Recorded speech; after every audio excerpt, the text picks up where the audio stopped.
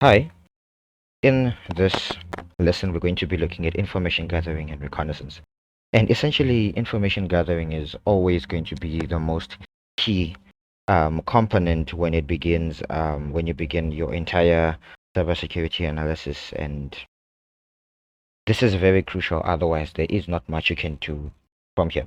So, let's get deep into the business. So, when we're looking at information gathering, let's just go through a little bit of the backstory. Just grab my dear friend Laser here. Okay, so everything that runs on any computing system, whether it is a phone, laptop, web server, or database, or pretty much anything, it is hard coded before deployment. What do I mean by this? Well, what I'm saying is, before it began use, there was some programming that was done before it was released for use. Whether it's going to be just something as simple as an FTP server or just a mobile smartphone, essentially, all of it was hard coded by a person, either way. And codes can be manipulated. Okay, and code that can be taken advantage of is known as a vulnerability. If I'm able to take some weird code and manipulate it in such an extent that I can use it to my advantage, then that is known as a vulnerability.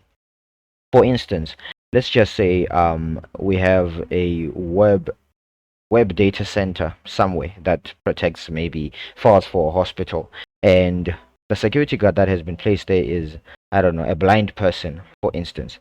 If that security guard is blind, then that's a vulnerability because we can exploit that. We can just literally walk through the front door and this person is not going to see us.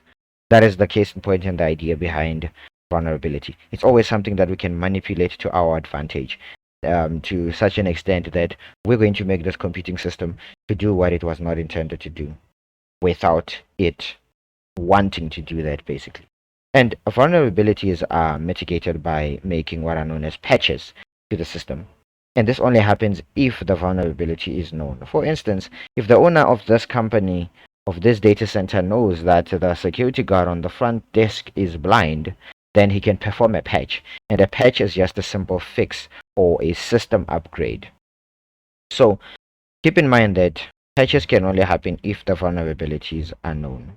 So if the owner or the CEO of the company doesn't know that the security guard is blind, then their vulnerability will remain there. And it is always best practices for each and every company to always seek for vulnerabilities from time to time before the bad guys do that.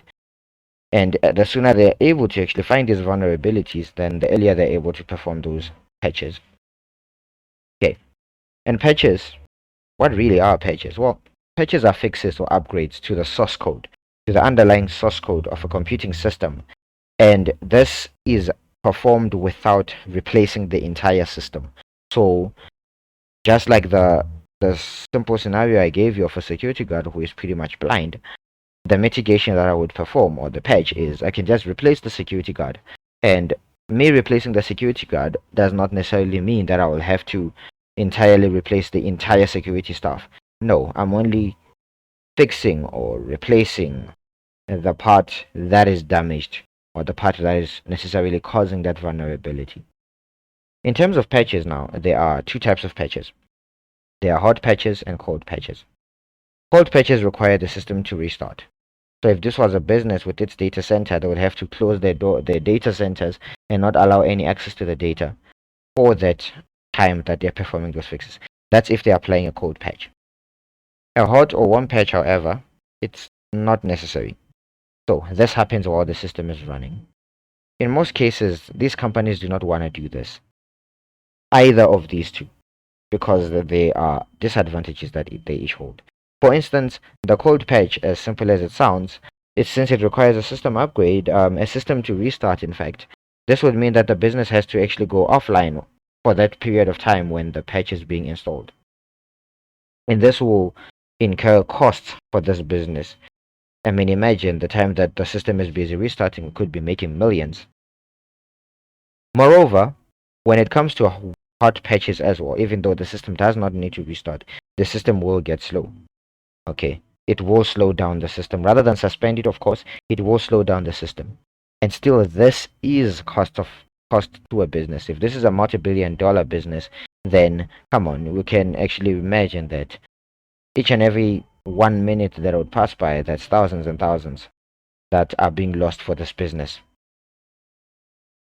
So in our case, we have what are known as technical vulnerabilities. Okay. This is what we're going to talk about for this remaining lecture, and looking at how to find these technical vulnerabilities. Technical vulnerabilities are mitigated by the system patches that we were talking about earlier. Okay, and this is only happen. It will only happen if the flaw is identified. Okay, so if the flaw is not found, it's not found, then they cannot identify what to patch. Basically, otherwise they're just performing routine performance upgrades. That's pretty much it. Some of these vulnerabilities, as we mentioned, they remain unknown to the maker of that system. So just like this data center, if the CEO doesn't know this, then this is known as a 0-day. A 0-day is a vulnerability that is unknown to its maker. It has no fix entirely. So this is given the Japanese expression shikataganai, meaning no hope, because it is unknown to its maker. Most companies will then rely on what are known as bug bounty hunters to help them find the flaws in their system. Bug bounty hunters are basically hackers that are hired by the system, by the owners of the system, to pretty much hack into the system. And then if they find those bugs, if they find those mistakes, then they're able to report to the employers, and they can be given a sum of money, a large sum of money, in fact, depending on how severe that vulnerability is. How do we find these vulnerabilities? Well, in our case, to find vulnerabilities, we're going to perform information gathering. And to perform this information gathering, we're going to be using Nmap, which you recall from the previous day. Our Nmap was actually something that we used to just find holes in the firewall, to just find services that are running on a host system. Just pretty much that. Okay.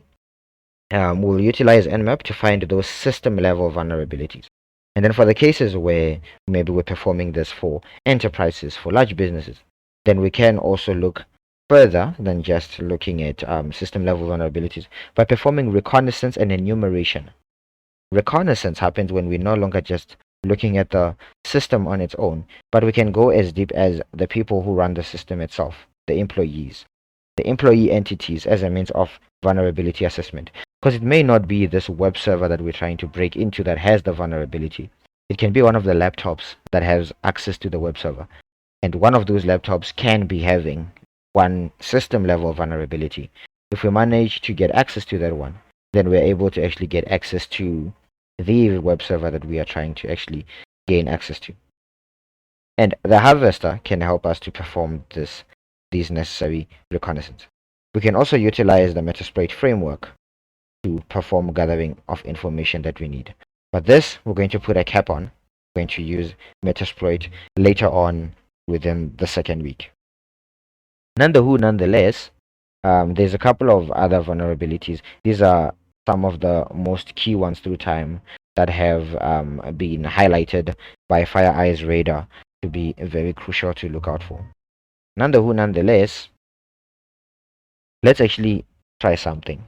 Okay, so what I'm gonna do now is just gonna go back and I'm gonna go to our dear friend HTB, Hack the Box.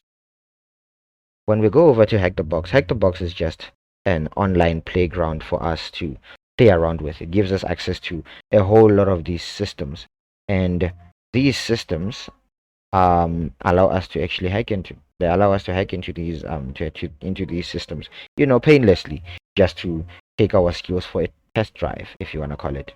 So right now I'm logged into my Hack the Box. Of course, with you, in your case, you have to actually ensure that you are registered. You register an account with Hack the Box. When you've registered your account and you've logged into your account, I mean, you're pretty much here in it. Let me just show you the steps for those who are probably doing it for the first time. You're just gonna search for HTB, and then you're gonna get Hack the Box. You'll be taken to the home page, and then you're gonna just go straight to get started for labs. And then when you reach here, then the steps from here are pretty much straightforward. You're just gonna fill in that form. You're gonna give yourself a username, email, your full name, password, and confirm the password, and then you'll be ready to go. That's pretty much it. So I'm gonna go back. Once I've logged in, note right now that I'm using Kali Linux, because remember it has all the tools that I need. So what I'm gonna do is I'm gonna go straight to the starting point. So this is going to be your first week's capture the flag. We're going to be working on the meow box. Our meow box here, it looks pretty straightforward. So here we're given a Linux machine, and this Linux machine has something running on it, and we're going to try to hack into this Linux machine. So what I'm gonna do first is, after getting into it, I'm gonna click on connect to HTTP, and I'm gonna go for starting point. And then inside starting point, I wanna use the OpenVPN, and I want to be using UDP for accuracy's sake. I'm gonna download the VPN file. This downloads the VPN file. Of course, mine has one there because I've already downloaded the VPN file. But nonetheless, now I'm going to open the file manager. Inside downloads, I am going to take this file. Let me just delete this one, and let me use that latest one that I just downloaded now. Just gonna do this. Okay. So now I'm just gonna right click anyway, or in fact, let me just go out of it. Let me open a terminal. I suggest I open a terminal, and in this terminal, I'm going to cd into downloads. Now I'm inside downloads. If I run ls, you realize that the file that we just downloaded now exists here. There is our starting point.ovpn. Yours will have a different name, of course. However, you will have your username be part of the name. So what I'm going to do now is I'm going to use sudo to connect to this VPN server. What this does is it will connect me to a virtual host on Hectorbox that will allow me to have access to these systems on the starting point, to allow me to have access to these systems and actually be able to hack into them. So I'm going to say sudo openvpn. OpenVPN is just the tool that I'm going to be using for this. And I'm going to just copy the name of this file like so. Just gonna copy it and paste it there. So all in all, it's sudo openvpn and the name of that file.ovpn. Then I'm gonna hit enter. I'm gonna just type in my login password to my Kali Linux machine. So like so, and perfect. Okay. So I'm just gonna zoom, just gonna go a little closely so we can see what is really happening. So it is running, it is trying to perform a connection. So compression, trying to open a connection via OpenVPN. Okay, that's pretty much it that is happening here. Although it seems to me that it's not connecting per se the way in which I see it, because it has not completed that connection. Let me actually stop this because I feel UDP might be too slow, because remember the difference between TCP and UDP. I'm just gonna instead go for TCP because I feel I may need the speed right now and not necessarily the accuracy. So I'm just gonna go back and get rid of the UDP version, and instead let me use the TCP version. And the files are pretty much the same in it, so I'm just gonna clear this out and use the same command, and this will establish that connection for me. Then now we wait. And keep in mind that while doing this, you do have to have internet access. And I believe I do have internet access, at least it looks like it. Yeah. So I'm going to be, let me just see if I do have a stable connection. Okay, seems fine. Okay. And then we wait. Okay, so it's attempting to establish a connection with the host via the starting phone box. So let me just refresh this page. Note that when the connection has completed, of course, it will show green here. And in this case, the connection has not yet completed. So we're going to keep waiting until that connection has completed. So let me go ahead and pause this. And then once the connection has executed, I shall resume it.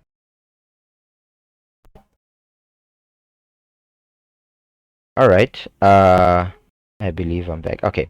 So now it has connected. As you can see, initialization sequence completed. It did take quite a while, so I had to make some changes to my VPN. For instance, I had to switch from using the United States starting point to the European starting point, and then I had to use the one with the fewest connections. So after connecting, I'm just gonna refresh this just to see that it has received the signal. Okay, perfect. See, now that it is green, we're good to go. So back on the Meow machine.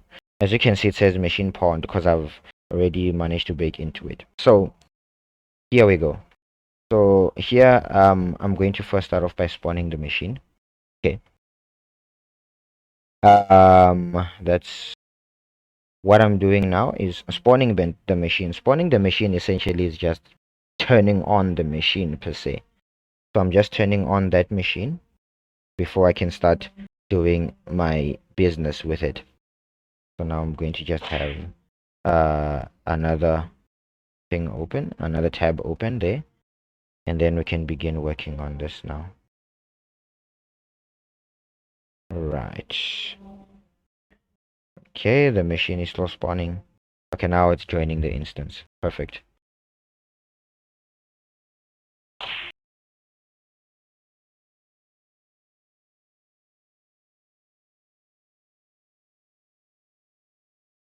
Alright, good.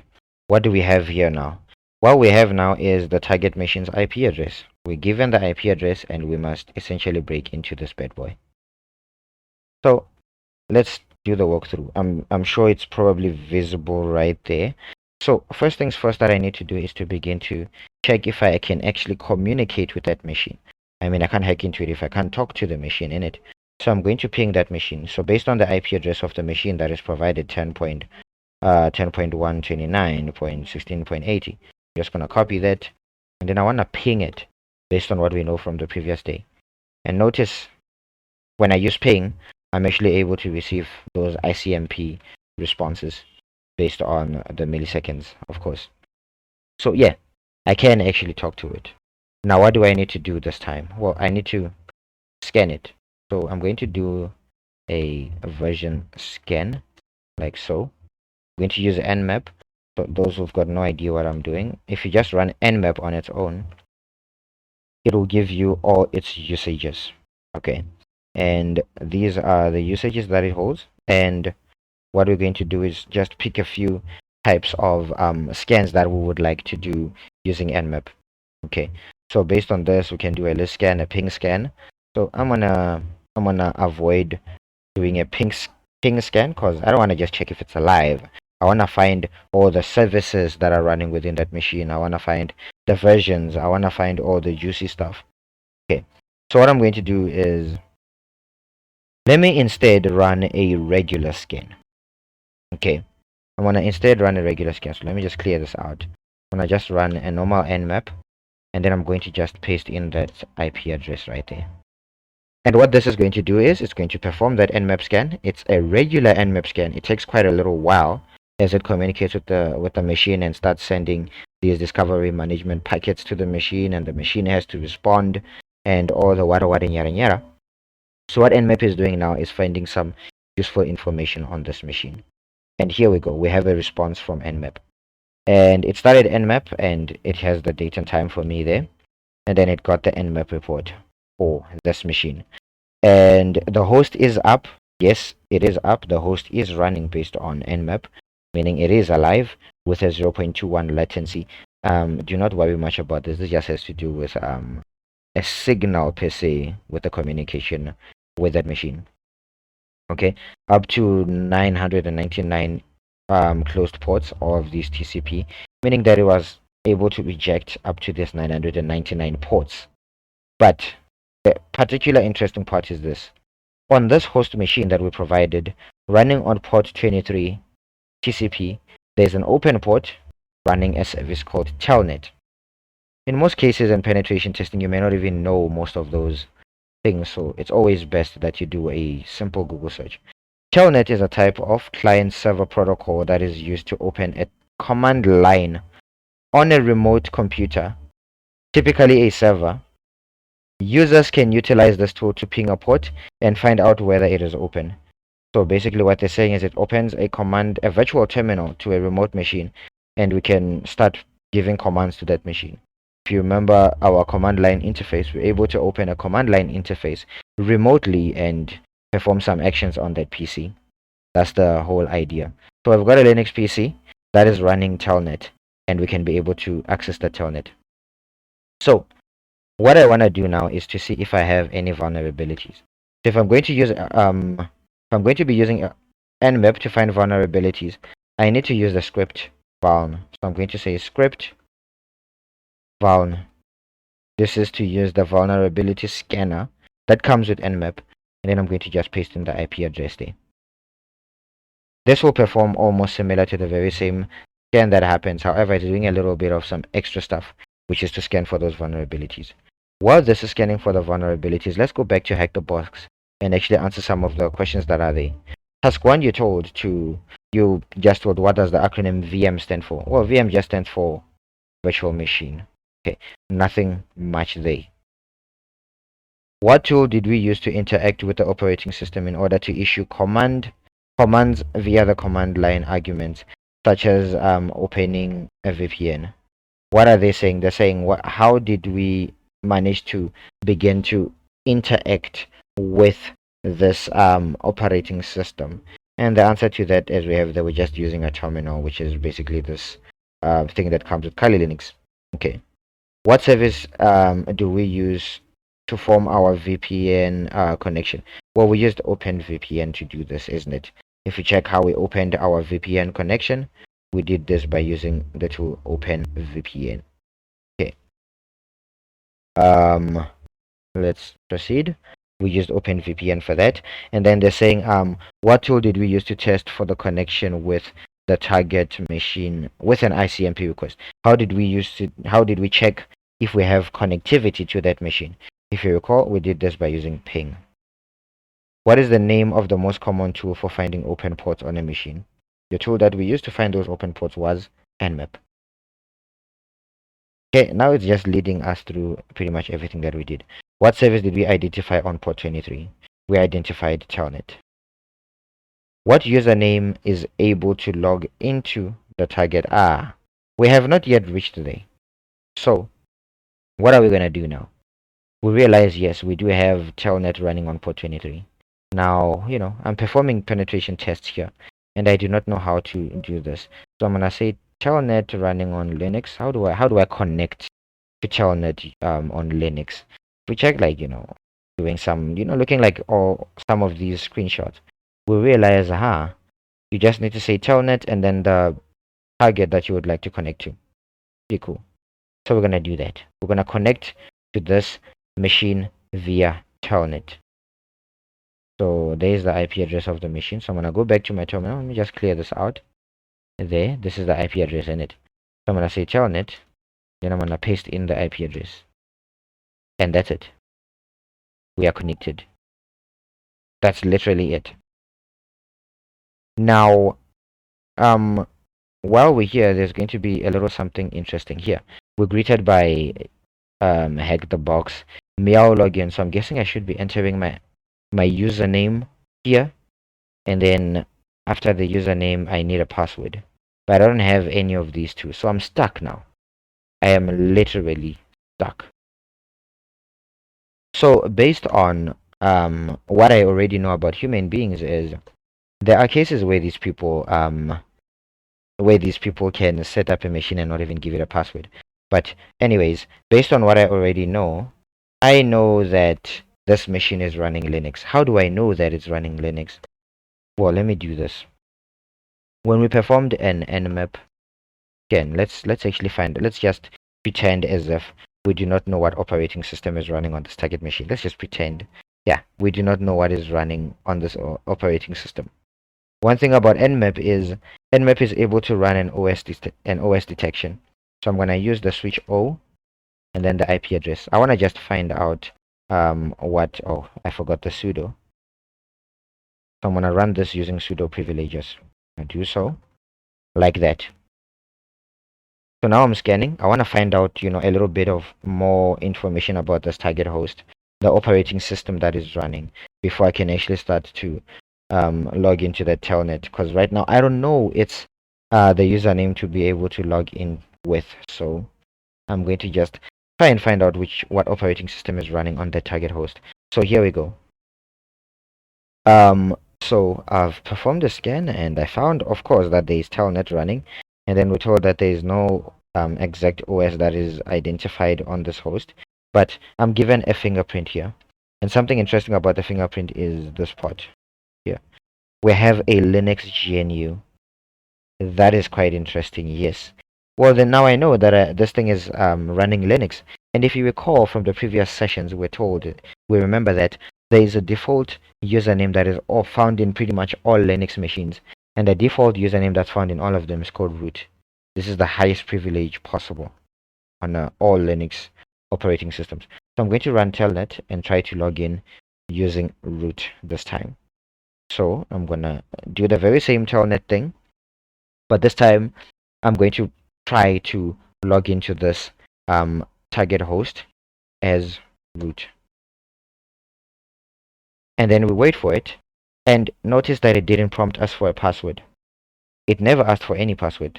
And now I actually realize that I'm in. I've actually logged in. It says welcome to Ubuntu version 20.0.042 DLS.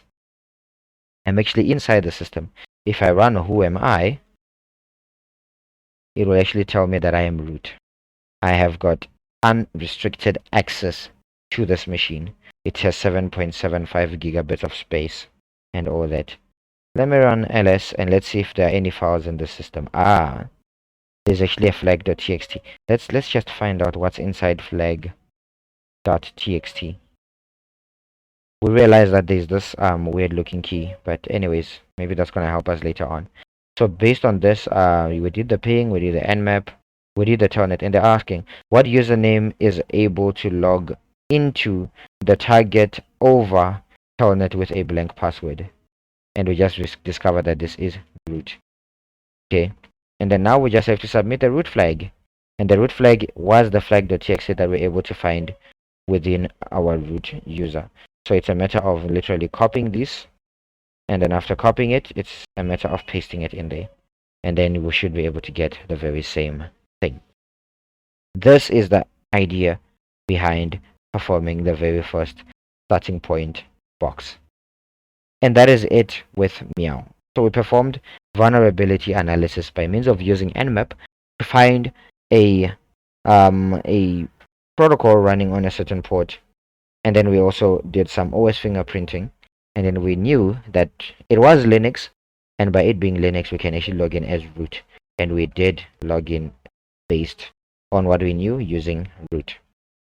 So give that a try, and then I will see you in the very next assignment performing your capture the flag test.